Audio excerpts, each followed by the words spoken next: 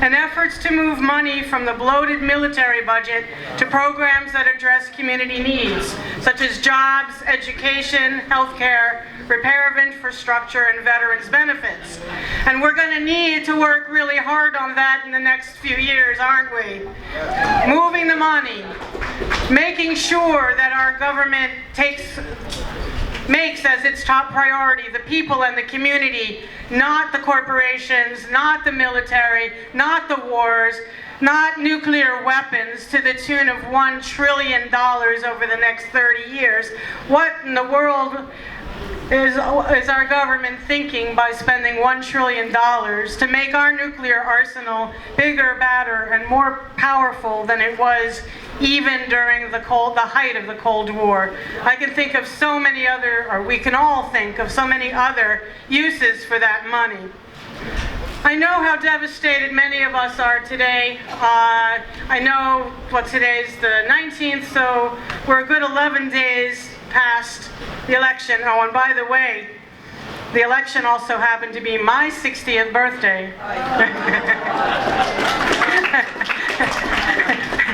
And while I enjoyed some aspects of my 60th birthday, I did not get the present I was looking for at the end of the day. But anyway, prior to the elections, we were already concerned about the levels of violence in the world. The U.S. is still in Afghanistan more than 15 years after the initial invasion. In Iraq, more than 13 years later. We remain in Libya and Syria, and the United States continues to sell arms to Saudi Arabia so it can fight our proxy war in Yemen. The images we see every day of the death and destruction in the Middle East and Asia caused by U.S. foreign policy was sobering enough before. And add to that knowledge the knowledge that the person who was elected to be our president has already unleashed a wave of violence here at home because of his views on immigration, Muslims, women, African Americans, and the LGBTQ community. There have been some 400 hate crimes reported in just a few short weeks. And we know that we, all of us, must be prepared to stand shoulder to shoulder with those most vulnerable to these attacks. I had someone come up to me during lunch.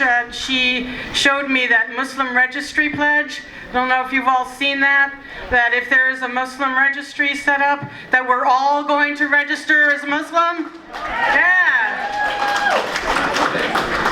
And in addition, I wanted to mention that next Saturday at the Parsippany Hilton, there's it's called the New Jersey Dawa. This is the second annual, at least the second one that we've been aware of. And there's an open community luncheon at 1 o'clock for the community, the Muslims and non-Muslims alike, to get to know one another, to talk to one another, to think about what needs to happen moving forward. And so if it's at 1 o'clock, I think, at the Parsippany Hilton. And Litsa, where are you? Litsa's there. If you want to know more about the event, she can email you information. I know I'm going, she's going, and Judith Arnold is going. So the more we can do this kind of side-by-side, shoulder-to-shoulder work, the better. At this point, we can't be sure where the foreign policy is going to go in the next 4 years. It's been all over the place, but we know that there are many global flashpoints that could erupt at any time. We're very lucky to have Colonel Ann Wright here with us today to talk about some of these flashpoints. Where is Colonel Wright? Ann Wright, in the back. She served in Afghanistan. She resigned her post with the State Department in 2003 in protest of the war in Iraq. And who would think that something that happened 13 years ago would still be harming us each and every day? The consequences and repercussions of that invasion are being felt all over the Middle East and throughout the world.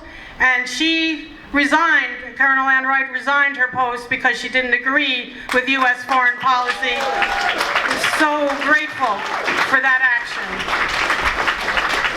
And since that time, Colonel Wright has crisscrossed the world in support of people fighting against militarism and U.S. foreign policy, showing solidarity with those people in countries around the world, and looking for ways to bridge the gap of understanding and bring about peace and justice. Most recently, Anne was in North Dakota with the Native Americans standing against the DA pipeline. And I'm sure we'll have some stories to share with us about that. Former Secretary of Defense Leon Panetta said in an interview on election night that the new president is going to have to contend with a few global flashpoints. While I'm sure this is true, I'm also sure that Anne Wright will have a different point of view on what to do to lower the temperature at all of those hot spots. And hers is a point of view that those of us in this room today will likely share.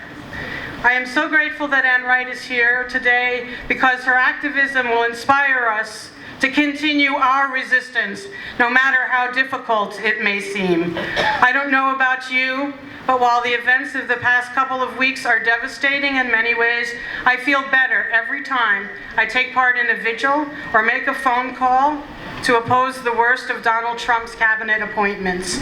If you take a look in your program, and I think I have one of them here, the insert in the middle, besides where you can volunteer to help us, which we really need volunteers everywhere, but there's also an insert in the middle. Some action items from Anne Wright, some action items from about this war supplemental bill. Didn't know about it. President Obama waited until after the election to ask Congress for $11.6 billion more outside of the existing military budget. Why? We need to oppose that. And then there's also a little script you can use if you're calling your legislator to say no to the Steve Bannon appointment. Right off the bat, unity, my you-know-what. And then there's a hold the date spot for our 60th anniversary dinner with Chris Hedges on April 2nd, 2017. So I think I've probably used up all my time, but I just want to say very quickly, as we approach our 60th year, we're still making a difference in the country and in the world. Valerie will describe some of our most recent victories, but to continue to have an effect, we need to adjust to the times and bring more people into our work for peace. We're proud to announce the beginning of a student chapter of New Jersey Peace Action at Bloomfield College in January. Our intention is to set up a second student chapter at Montclair State. We're proud of our efforts to make 10,000 origami peace cranes by May 2017. We've made hundreds, if not thousands. But today someone brought us a bag full of probably another 500, which brings us to about 2,500 of our 10,000 peace cranes. And every time we do it, we talk about the $1 trillion boondoggle over the next 30 years to do whatever with our nuclear weapons. So we're going to be delivering those and hundreds of postcards to our senators and our legislators, asking them to take actions to move the money out of the military budget and into something for peace and for the community. And I think we'll be called upon to act many times in the next few months, whether they're